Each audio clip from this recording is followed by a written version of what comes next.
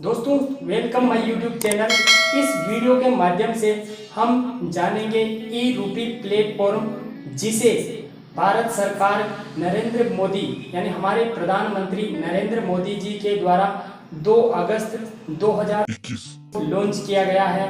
यह एक online platform है जो किस प्रकार से काम करता है, किस प्रकार से जनता के लिए फायदेमंद है और सरकार के लिए फायदेमंद है, और इसे कौन कर सकता है और कहां कहां पर उपयोग हो सकता है, इन सभी प्रश्नों की हम इसी वीडियो में जानेंगे। दोस्तों बिना समय गवाए वीडियो को शुरू करते हैं। दोस्तों पहला प्रश्न, यह प्रकार का प्लेटफॉर्म है। दोस्तों यह एक ऑनलाइन माध्यम का प्लेटफॉर्म है जो सरकार के द्वारा योजनाओं को के द्वारा जो पैसा है उसे जनता तक पहुंचाने का काम करेगा। यानी सरकार की जो भी योजना होगी उसे जनता तक पहुंचाने का काम करेगा, और यह ऑनलाइन माध्यम होगा। यह काम कैसे करेगा? तो दोस्तों यह ऑनलाइन माध्यम से काम करेगा। जैसे सरकार की कोई योजना है, उसका पैसा आपके अकाउंट में डाल दिया जाएगा, और इसका प्रोसेस 2 प्रकार का होगा।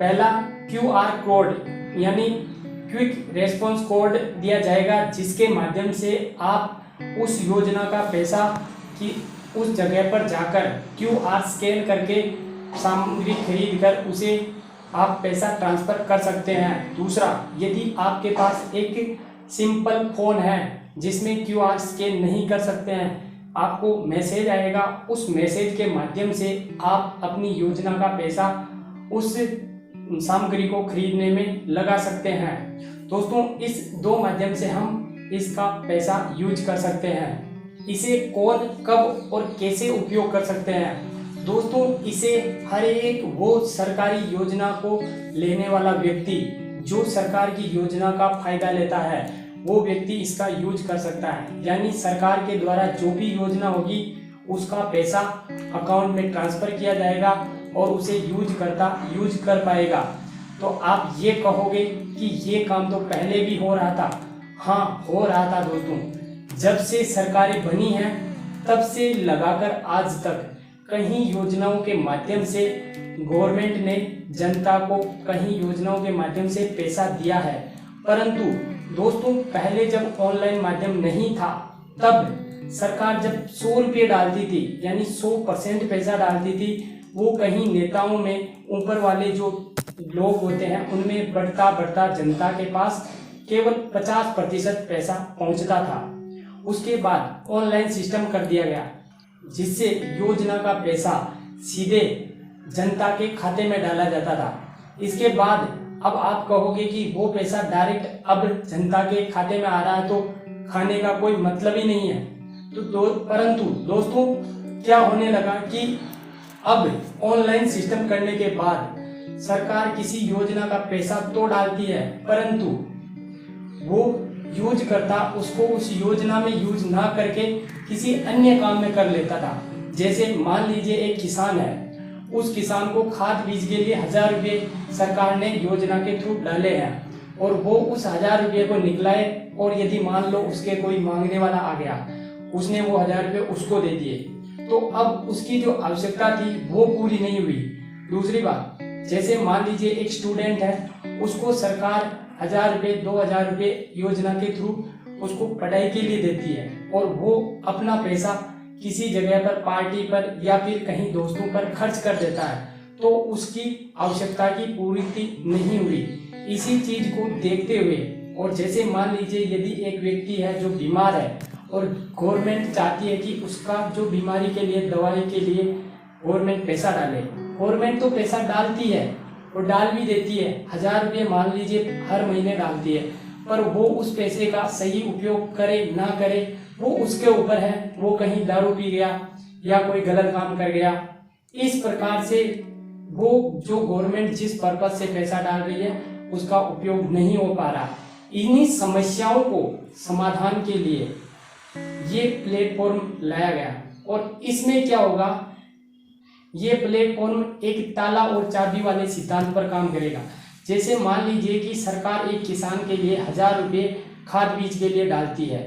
अब वो किसान को मान लीजिए कि वो 1000 रुपये डालती है, वो किसान केवल उसका QR स्कैन उस खाद बीज वाली दुकान पर ही जाकर करवा सकता है या किसी समिति में जाकर करवा सकता है और उस पैसे का उपयोग कर सकता है।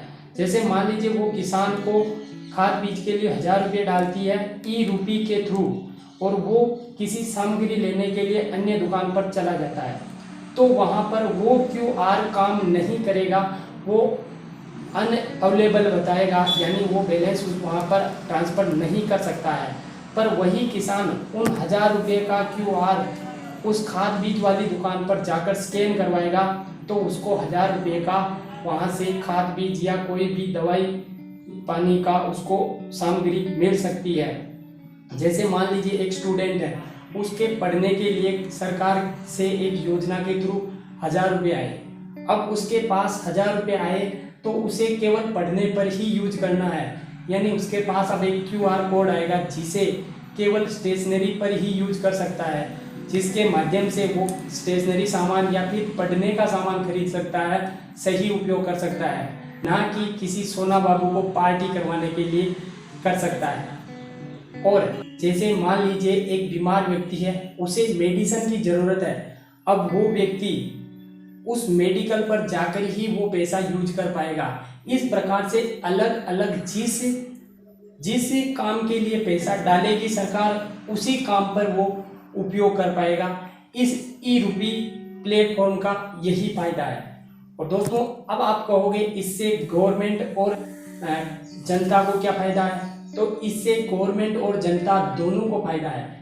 किस प्रकार से? दोस्तों, सरकार योजनाएं क्यों लाती है? जब जनता परेशान होती है तब योजनाएं लाती है, क्योंकि जनता की परेशानी दूर हो सके।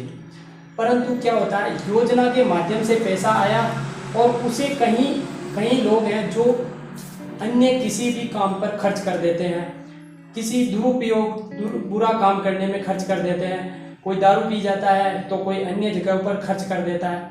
इस प्रकार के काम कर लेते हैं, जिससे गवर्नमेंट जिस पर्पस के लिए पैसा जनता को डालती है वो पर्पस उनका कंप्लीट नहीं हो पाता है और जनता की परेशानियां भी दूर नहीं हो पाती है, जिससे कि उनको उस योजना का पूरा फायदा नहीं मिल पाता है। अब ई-रूपी के थ्रू जो भी पैसा आएगा उसका 100% उसी काम पर उपयोग होगा, यानी जिस योजना के लिए गवर्नमेंट पैसा डालेगी उसी योजना पर काम होगा। दोस्तों, आशा करता हूं कि आपको वीडियो पसंद आया होगा और आप इस ई-रूपी योजना के बारे में, प्लेटफॉर्म के बारे में इस वीडियो के माध्यम से अच्छे तरीके से जान गए होंगे। दोस्तों, ये छोटी सी मेरी मेहनत आपको भी कमेंट सेक्शन पर आप जरूर लिख दें और वीडियो अच्छा लगा हो तो आप कम से कम एक लाइक जरूर कर दें और आप चैनल पर नए हो तो चैनल को सब्सक्राइब करके घंटे वाले बटन को ऑल कर दे, ताकि हर एक प्रकार का वीडियो सबसे पहले आपके पास पहुंच सके। और दोस्तों, ऐसे ही मैं हर एक सप्ते में एक मोटिवेशनल वीडियो इसी चैनल पर डालता हूं। दोस्तों, स्वागत है मेरे चैनल में अब अगले वीडियो के लिए। तब तक के लिए जय हिंद दोस्तों।